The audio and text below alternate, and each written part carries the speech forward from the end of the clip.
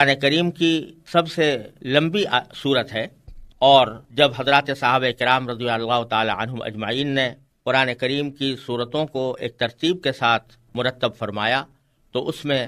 اس صورت کو سب سے پہلے یعنی سورہ فاتحہ کے بعد سب سے پہلے رکھا گیا۔ اس کی کل آیتیں 286 ہیں، اور یہ مدینہ منورہ میں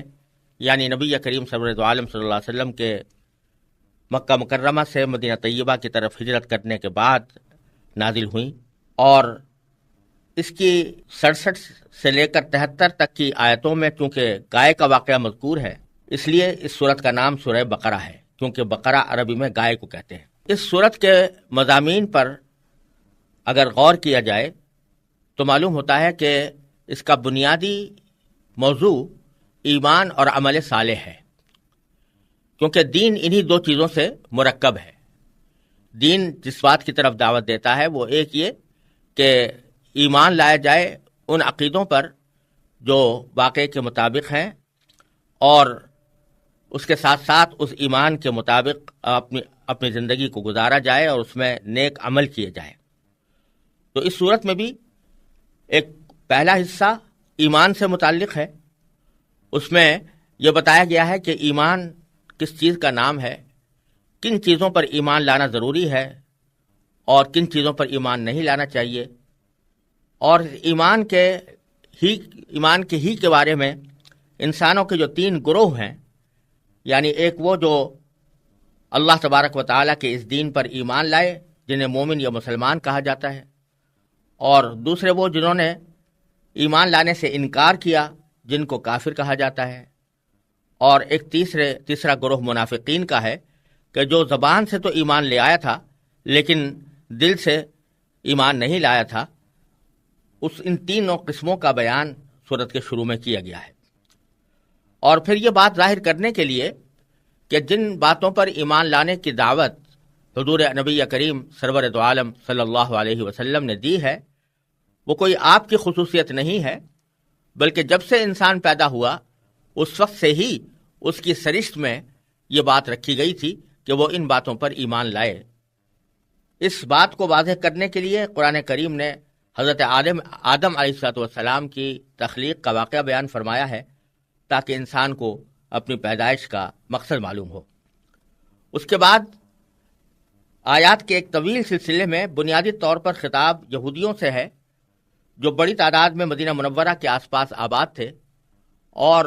ان کے ماضی کے واقعات ان کو یاد دلائے گئے ہیں، جن کا خلاصہ یہ ہے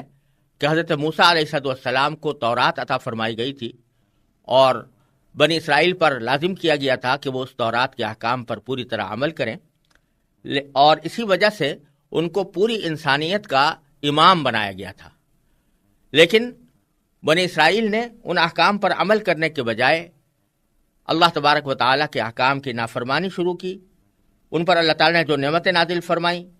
اس پر انہوں نے ناشکری اور نافرمانی سے کام لیا۔ اس کا مفصل بیان اس سورہ بقرہ کے ایک طویل حصے میں کیا گیا ہے، اور اس طرح یہ واضح کیا گیا ہے کہ اب یہ لوگ انسانیت کی امامت اور انسانیت کے لیے داعی بننے کے اہل نہیں رہے، کیونکہ انہوں نے حضرت موسیٰ علیہ السلام کی لائی ہوئی تعلیمات کی خلاف ورزی کی اور جا بجا سرکشی کا مظاہرہ کیا، لہذا اب یہ منصب امامت تبدیل کیا جائے گا۔ اور اس سلسلے میں پارے کے آخر میں حضرت ابراہیم علیہ السلام کا تذکرہ باری تعالیٰ نے فرمایا ہے، کیونکہ حضرت ابراہیم علیہ السلام وہ بزرگ ہیں جن کو یہودی بھی اپنا پیشوا مانتے ہیں، عیسائی بھی اپنا پیشوا مانتے ہیں، اور عرب کے بت پرست مشرکین بھی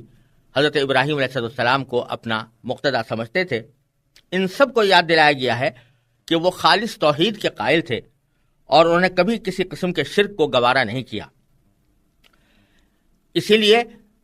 ان حضرت ابراہیم علیہ السلام کے واقعے کے اندر یہ بات واضح فرمائی گئی ہے کہ ابراہیم علیہ السلام نے جب یہ فرمایا تھا کہ منصب امامت جس طرح آپ نے مجھے عطا فرمایا ہے تو میری اولاد کو بھی عطا فرمائیے، تو اللہ تبارک و تعالیٰ نے اس کے جواب میں یہ فرمایا تھا کہ آپ کی اولاد میں جو لوگ صحیح راستے پر ہوں گے ان کو تو بے شک امامت کا منصب دیا جائے گا، لیکن جو ظلم کرنے والے ہوں گے یا نافرمانی کرنے والے ہوں گے ان کو یہ منصب نہیں ملے گا۔ چنانچہ ہوا یہ کہ حضرت ابراہیم علیہ السلام کے دو صاحبزادے تھے، ایک حضرت اسحاق علیہ السلام جن کی نسل سے بنو اسرائیل چلے ہیں، اور دوسرے حضرت اسماعیل علیہ السلام۔ انبیاء کرام زیادہ تر حضرت اسحاق علیہ السلام کی اولاد میں، حضرت اسحاق علیہ السلام کے صاحبزادے حضرت یعقوب علیہ السلام کا دوسرا نام اسرائیل بھی تھا، اور انہی کی اولاد میں زیادہ تر انبیاء کرام تشریف لاتے رہے اور امت کی رہنمائی کرتے رہے۔ لیکن جیسا کہ پہلے عرض کیا گیا، قرآن کریم نے بنی اسرائیل کی نافرمانیوں کا ذکر کرنے کے بعد یہ فرمایا ہے کہ اب یہ لوگ اس امامت کے اہل نہیں رہے، لہذا ابراہیم علیہ السلام کے دوسرے صاحبزادے یعنی حضرت اسماعیل علیہ السلام کی اولاد میں حضور نبی کریم سرور دو عالم محمد مصطفیٰ صلی اللہ علیہ وسلم کو اس امامت کے لیے منتخب فرمایا گیا ہے۔ اور اسی مناسبت سے پر آگے قبلے کی تحویل کا ذکر ہے، یعنی اب قبلہ بیت المقدس سے منتقل کر کے کعبہ شریف کی طرف منتقل کیا جائے گا، اور اس طرح دوسرے پارے کا آغاز اسی حکم سے ہوا ہے۔ ایمان کی یہ تفصیل بیان کرنے کے بعد پھر سورت میں مسلمانوں کی انفرادی اور اجتماعی زندگی سے متعلق بھی بہت سے احکام بیان فرمائے گئے ہیں، جن میں عبادات بھی ہیں، معاشرت سے متعلق احکام بھی ہیں، خاندانی امور بھی ہیں، اور حکمرانی سے متعلق بھی بہت سے مسائل سورہ بقرہ کے اندر بیان ہوئے ہیں۔ یہ تھا ایک بہت ہی مختصر خلاصہ سورہ بقرہ کے مضامین کا، اور اب ہم ان آیات کی مختصر تشریح کرنے کی کوشش کرتے ہیں جو ابھی آپ کے سامنے تلاوت کی گئی۔ ان میں سے پہلی آیت الف لام میم ہے۔ یہ 3 حرفوں کا مجموعہ ہے، لیکن یہ تینوں حروف مل کر کوئی ایسا لفظ نہیں بنا رہے جو لوگوں میں مشہور ہو، جس کے کوئی معنی لوگوں کو معلوم ہو۔ عام طور سے جب حروف کو استعمال کیا جاتا ہے تو ان کو اس طرح جوڑا جاتا ہے کہ ان سے کوئی بامعنی لفظ بن جائے اور اس کے معنی آدمی کو سمجھ میں آ سکے۔ لیکن قرآن کریم نے سورہ بقرہ کے شروع میں بھی اور دوسری بہت سی سورتوں کے شروع میں بھی کچھ ایسے حروف استعمال فرمائے ہیں کہ جن کو ملا کر کوئی بامعنی لفظ نہیں بنتا، بلکہ یہ الگ الگ حروف کی شکل میں سورتوں کے شروع میں لائے گئے ہیں، اسی لیے ان کو حروف مقطعات کہا جاتا ہے۔ حروف مقطعات کے لفظی معنی ہے ٹوٹے ہوئے حروف، یعنی یہ حروف الگ الگ ہیں، یہ مل کر کوئی بامعنی لفظ نہیں بنا رہے، اس لیے ان کو حروف مقطعات کہا جاتا ہے۔ یہ الف لام میم بھی انہی میں داخل ہے، اور بعض صورتوں کے اندر الف لام میم را ہے، بعض میں الف لام را ہے، بعض میں صرف صاد ہے، بعض میں صرف نون ہے، بعض میں صرف قاف ہے، بعض میں حامیم ہے۔ اس طرح مختلف صورتوں کے شروع میں یہ حروف مقطعات آئے ہیں۔ اگرچہ بہت سے لوگوں نے ان حروف مقطعات کا کوئی مطلب تلاش کرنے کی کوشش کی ہے، لیکن حقیقت یہ ہے کہ ان کا کوئی بے تکلف اور واضح مفہوم کوئی بھی شخص متعین نہیں کر سکا۔ حقیقت یہ ہے کہ یہ حروف صحابہ کرام میں سے ایک بہت بڑی تعداد کے قول کے مطابق، جن میں حضرت صدیق اکبر رضی اللہ تعالیٰ عنہ، حضرت عمر فاروق رضی اللہ عنہ، حضرت عثمان، حضرت علی، حضرت عبداللہ بن مسعود رضی اللہ تعالیٰ عنہ اجمعین، ان سب کا کہنا یہ ہے کہ یہ حروف جو شروع میں لائے گئے ہیں، یہ اللہ تبارک و تعالیٰ کے رازوں میں سے ایک راز ہے، یعنی اس کا کوئی صحیح مفہوم بتا نہیں سکتا۔ اللہ تبارک و تعالیٰ نے یہ اپنی حکمت بالغہ اور قدرت کاملہ کے تحت یہ حروف شروع میں اس طرح رکھے ہیں جو قرآن کریم کی ایک نرالی شان بتاتے ہیں، اور اس کا کوئی صحیح مفہوم کسی بھی انسان کے لیے بیان کرنا ممکن نہیں ہے۔ یہ اللہ تبارک و تعالیٰ کا ایک راز ہے، اور اس راز کا افشا اللہ تبارک و تعالیٰ نے کسی پر نہیں کیا، لہذا اللہ تعالیٰ ہی بہتر جانتے ہیں